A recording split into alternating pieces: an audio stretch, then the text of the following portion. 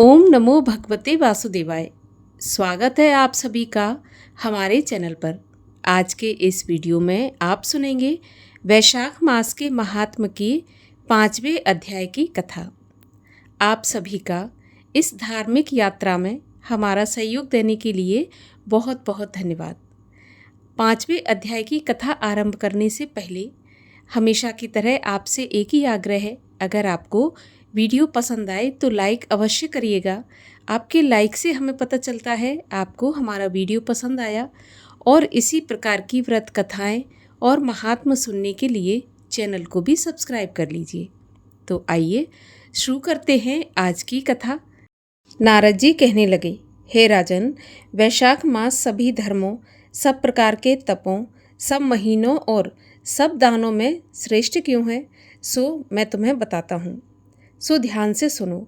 जब सभी युगों का अंत होता है, तब सब देवताओं के राजा शेषशायी विष्णु भगवान संपूर्ण लोक और जीवों को अपने उदर में समेटकर प्रलय के समुद्र में शयन करते हैं, और योग माया के प्रताप से अनेक होकर भी एकता को प्राप्त होते हैं।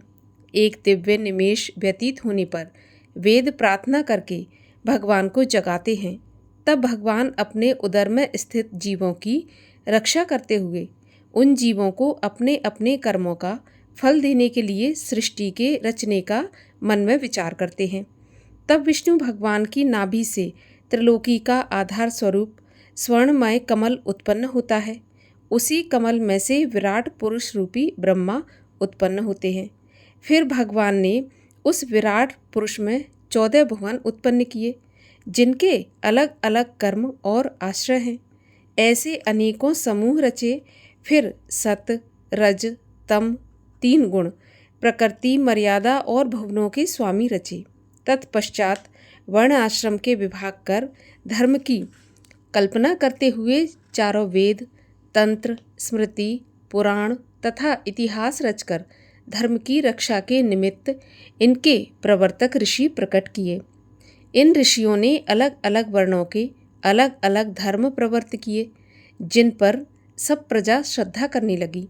प्रजा अपने अपने आश्रम उचित धर्मों में लगी हुई है या नहीं, ये देखने के लिए साक्षात अविनाशी सर्व अंतर्यामी भगवान चिंता करने लगे। ये वर्षा काल मैंने निर्माण किया, इसमें सब प्रजा कीचड़ आदि में फंस दुखी हो रही है, जिससे सब धर्मों को नहीं कर सकती। यह देख क्रोध उत्पन्न होता है, मन प्रसन्न नहीं है। मेरे देखते कोई दुख नहीं पाए, अतएव उन्हें देखूं। शरद काल में सब खेती में लग रहे हैं, इससे पूर्ण रीति से धर्म नहीं कर सकते। कोई पके फल की अपेक्षा कर रहे हैं, कोई वर्षा से पीड़ित है, कोई शीत से दुखी है, अतएव धर्म नहीं करते हैं। इन्हें देख मुझे शेष उत्पन्न होता है। इनकी उल्टी गति देखकर मुझे संतोष नहीं है। हेमंत ऋतु में सर्दी के मारे कोई प्रातःकाल नहीं उठता, सूर्योदय से पहले ना उठते हैं, ये देखकर मुझे क्रोध उत्पन्न होता है। शिशिर ऋतु में भी प्रातःकाल के समय शीत से पीड़ित रहते हैं तथा फसल पक जाने की प्रतीक्षा करते हैं। फिर जो मनुष्य जाड़े के मारे प्रातःकाल स्नान करने के लिए केवल सोचा ही करते हैं, उनका शुभ कर्म लुप्त हो जाता है, जो कभी पूरा नहीं होता। ये समय प्रेक्षण का नहीं है, ऐसा विचार करके भगवान ने बसंत ऋतु को संपूर्ण पातकों को निवारण करने वाला माना है। ये ऋतु स्नान, दान, यज्ञ, क्रिया, भोग और सब प्रकार के धर्मों का साधन करने के लिए बहुत अनुकूल है। इस ऋतु में धनवान सब वस्तु बिना प्रयास ही प्राप्त करते हैं। जैसे लोगों को धन से सुख मिलता है, जो विष्णु भगवान के आधारभूत प्राणी हैं, उनके धर्म का साधन ही द्रव्य है। वसंत ऋतु में संपूर्ण द्रव्य प्राणियों को सुखदायक होते हैं। दान योग, धर्म योग और सब कुछ भोगने योग्य निर्धन, लूले, लंगड़े, व्याकुल और महात्माओं को संपूर्ण द्रव्य और जल आदि सुलभ है, इसमें संशय नहीं है। मेरे प्रियजन इन द्रव्यों से अपनी आत्मा का हित साधन करते हैं। पत्र, पुष्प, फल, शाक आदि प्रिय वचन, माला, तांबूल, चंदन, पग धोना या नम्रता पूर्वक साधन करते हैं। मैं उनको वरदान देता हूँ। ऐसा कहते हुए विष्णु भगवान लक्ष्मी सहित चारों ओर जंगलों को देखते चले, जिनमें अनेक प्रकार के फूल खिल रहे हैं, जिनमें रष्ट पुष्ट प्राणी रहते हैं और मत वाले भ्रमर और पक्षी विचर रहे हैं।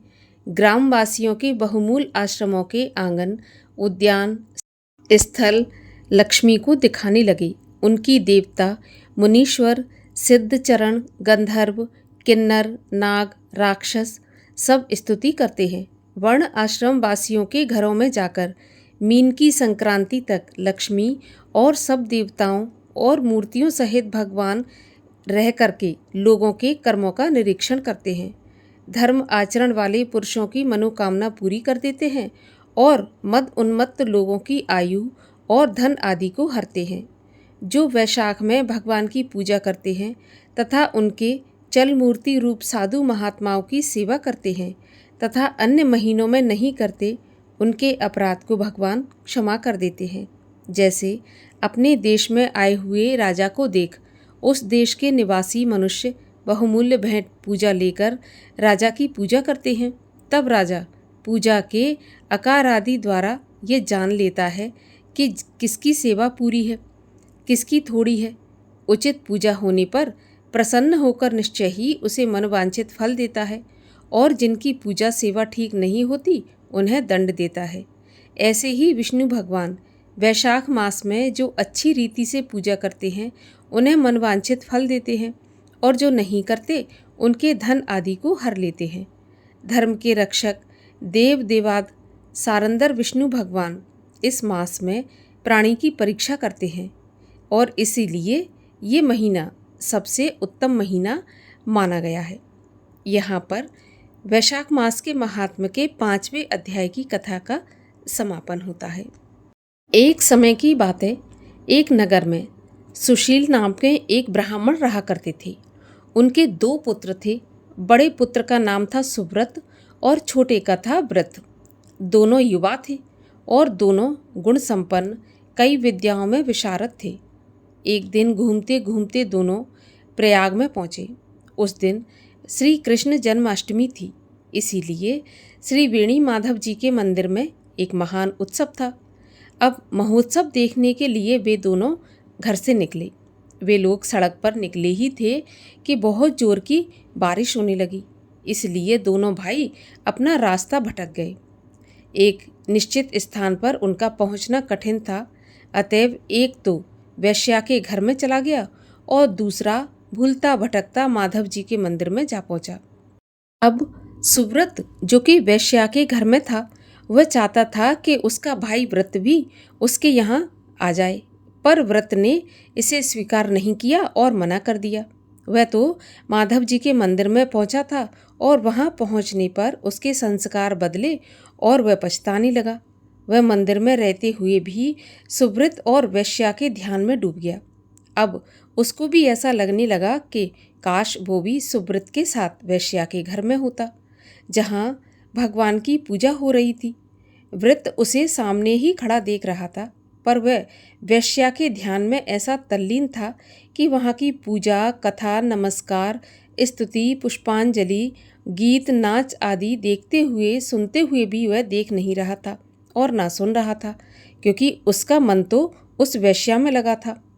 उसके सामने वैश्या का ही बार बार चित्र उभर के आ रहा था। इधर वैश्यालय में सुव्रत की दशा भी बड़ी विचित्र थी। वह पश्चाताप की अग्नि में जल रहा था और वह सोच रहा था कि अरे, आज भैया व्रत के हजारों जन्मों के पुण्य उदय हुए, जो कि वो जन्माष्टमी के दिन प्रयाग में भगवान माधव का दर्शन कर रहा है। इस समय वह प्रभु को अर्घ्य दे रहा होगा, अब वह पूजा आरती का दर्शन कर रहा होगा, अब वह नाम और कथा कीर्तन सुन रहा होगा, अब नमस्कार कर रहा होगा। ऐसा वैश्या के घर पर बैठा हुआ सुव्रत सोच रहा था। हालांकि सुव्रत वैश्या के घर में था, लेकिन उसका मन माधव जी के मंदिर में था और वह सोच रहा था कि सचमुच आज उसके नेत्र, कान, सिर, जिह्वा तथा अन्य सभी अंग सफल हो गए। मुझे तो बार बार धिक्कार है जो मैं इस पाप मंदिर वैश्या के घर में आ पड़ा। मेरे नेत्र मोर के पंख के समान हैं, जो आज भगवत दर्शन न कर पाए। हाय, आज संत समागम के बिना मुझे यहाँ एक एक क्षण, एक एक युग से बड़ा मालूम हो रहा है। अरे देखो तो, मुझ दुरात्मा के आज कितने जन्मों के पाप उदित हुए कि प्रयाग जैसी मोक्षपुरी में आकर भी मैं घोर दुष्ट संग में फंस गया हूँ। इस तरह सोचते हुए दोनों की रात बीत गई। प्रातःकाल उठकर वे दोनों आपस में मिले और चलने लगे। वे अभी सामने आए ही थे कि एकदम से वज्रपात हुआ और दोनों की उसी क्षण मृत्यु हो गई।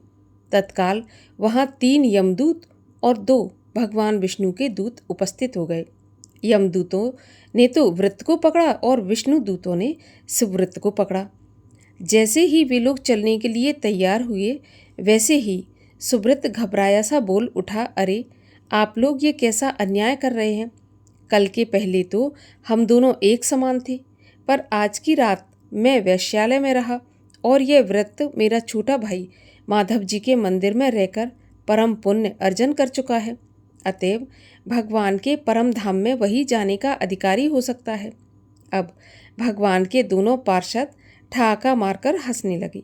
वे बोले, हम लोग भूल या अन्याय नहीं करते। देखो, धर्म का रहस्य बड़ा ही सूक्ष्म और विचित्र है। सभी धर्मों में मन शुद्धि ही मूल कारण है। मन से किया गया पाप दुखद होता है और मन से चिंतित धर्म सुखद होता है। अतः तुम रात भर शुभ चिंतन में लगे रहे। तुम रात भर भगवान माधव को याद करते रहे, भगवान माधव की पूजा आरती को याद करते रहे, इसीलिए तुम्हें भगवत धाम की प्राप्ति हुई। इसके विपरीत आज की सारी रात ये अशुभ चिंतन में रहा, अतएव वह नरक में जा रहा है। इसलिए सदा धर्म का ही चिंतन और मन लगाकर धर्म अनुष्ठान करना चाहिए। जहाँ मन है वही मनुष्य है। मन वैश्यालय में हो तो मंदिर में रहकर भी मनुष्य वैश्यालय में रहता है, और मन में भगवान है तो वह चाहे कहीं भी हो, वो भगवान में ही है। सुब्रत ने कहा, पर जो हो, इस भाई के बिना मेरी भगवत धाम में जाने की इच्छा नहीं हो रही। अतः आप लोग कृपा करके इसे भी पाप से मुक्त कर दो और यमपाश से मुक्त कर दो। विष्णुदूत बोले, सुब्रत, यदि तुम्हें उस पर दया है तो तुम अपने पूर्व जन्म के मानसिक माघ स्नान का संकल्पित जो पुण्य बच रहा है उसे व्रत को दे दो, तो ये भी तुम्हारे साथ ही विष्णु लोक को चल सकेगा। सुब्रत ने तत्काल वैसा ही किया और उसके फलस्वरूप व्रत भी अपने भाई के साथ हरिधाम को चला गया। कहानी का सार ये है कि मन से अगर आप किसी भी तीर्थ स्थल में हैं तो आपको उसका पुण्य अवश्य प्राप्त होगा। तो जहाँ तक हो सके मन से, वचन से, कर्म से धर्म का आचरण ही करना चाहिए। अगर मन से भी अधर्म का आचरण करते हैं तो उसके पाप के भागीदार हमें होना पड़ेगा। श्री कृष्ण चालीसा। वंशी शोभित कर मधुर, नील जलद तन श्याम, अरुण अधर जन बिंब फल, नयन कमल अभिराम, पूर्ण इंद्र अरविंद मुख, पीतांबर शुभ साज, जय मन मोहन मदन छवि, कृष्ण चंद्र महाराज। जय यदुनंदन जय जगवंदन, जय वसुदेव देव की नंदन, जय यशोदा सुत नंद दुलारे, जय प्रभु भक्तन के दृग तारे, जय नट नागर नाग नथैया, कृष्ण कन्हैया धेनु चरैया, पुनि नख पर प्रभु गिरवर धारो, आओ दीनन कष्ट निवारो, वंशी मधुर अधर धरि टेरी, होवे पूर्ण विनय यह मेरी, आओ हर पुनि माखन चाखो, आज लाज भारत की राखो, गोल कपोल चिबुक अरुणारे, मृदु मुस्कान मोहिनी डारे। रंजित राजीव नयन विशाला, मोर मुकुट बैजंती माला। कुंडल श्रवण पीत पट आछे, कटकिंकणी काछनी काछे। नील जलज सुंदर तनु सोहे, छविलक सुर नर मुनि मन मोहे। मस्तक तिलक अलक घुंघराले, आओ कृष्ण बांसुरी वाले। कर पै पान पूत नहीं मार्यो, अका बका कागा सुर मार्यो। मधुवन जलत अगिन जब ज्वाला, भय शीतल लखी तहि नंद लाला। सुरपति जब ब्रज चढ़ो रिसाई, मूसर धार बारी बरसाई।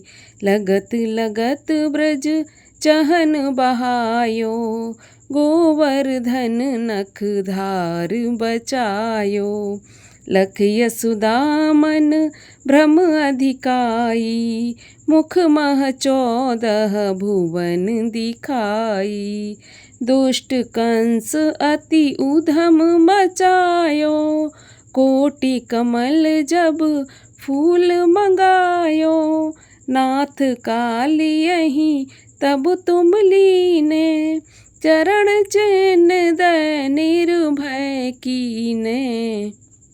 करी गोपिन संग रास बिलासा, सबकी पूरन करी अभिलाषा। केतिक महा असुर संघार्यो, कंसहि केस पकड़ दे मार्यो। मात पिता की बंदी छुड़ाई, उग्रसेन तहें राज दिलाई। महिषे मृतक छयो सुत लायो, मातु देव की शोक मिटायो। भौमासुर मुर दैत्य संहारी, लाए 10 सहस कुमारी। दे भीमहि तृण चीर संघारा, जरासेंधु राक्षस कह मारा। असुर बकासुर आदिक मार्यो, भक्तन के तब कष्ट निवार्यो। दीन सुदामा के दुख टार्यो, तंदुल 3 मूठ मुख डार्यो। प्रेम के साग विदुर घर मांगे, दुर्योधन के मेवा त्यागे। लखी प्रेम की महिमा भारी, ऐसे श्याम दीन हितकारी। मारथ के पारथ रथ हाके, लिए चक्र कर नहीं बल थाके।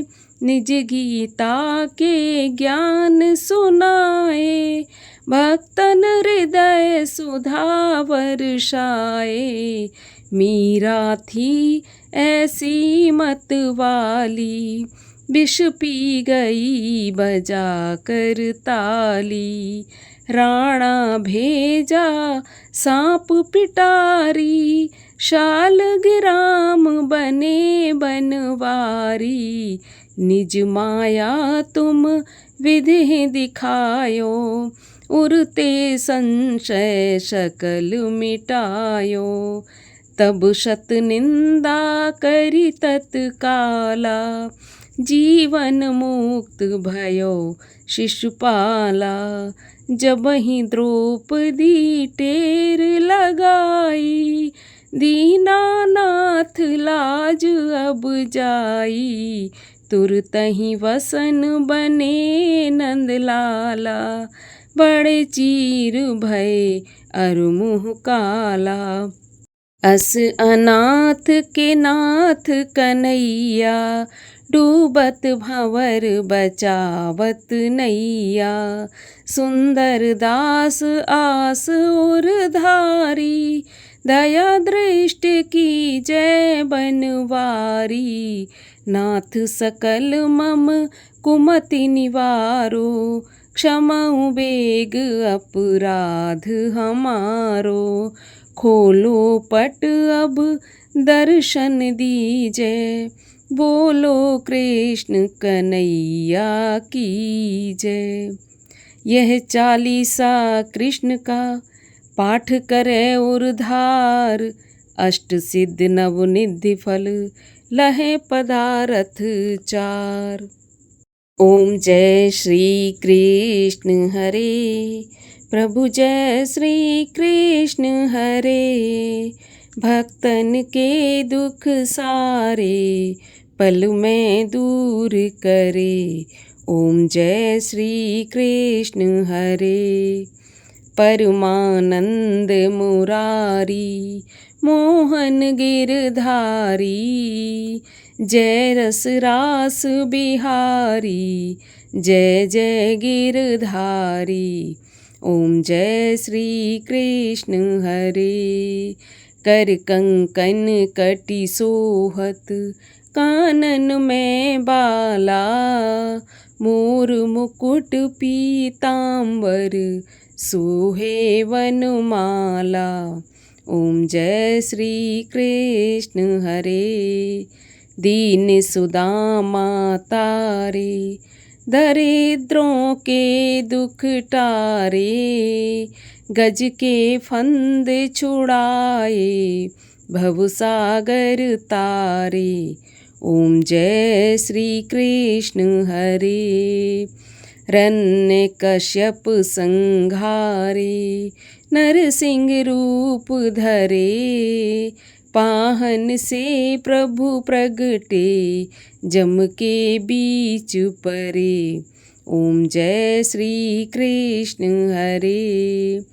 केशी कंस विदारे, नलकूबर तारे, दामोदर छवि सुंदर, भगतन के प्यारे।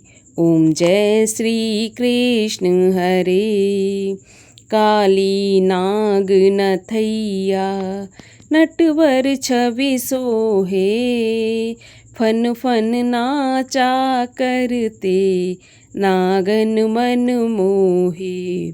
ओम जय श्री कृष्ण हरे। राज्य उग्र सेन पाए, माता शोक हरे, द्रुपद सुता पत राखी, करुणा लाज धरे। ओम जय श्री कृष्ण हरे।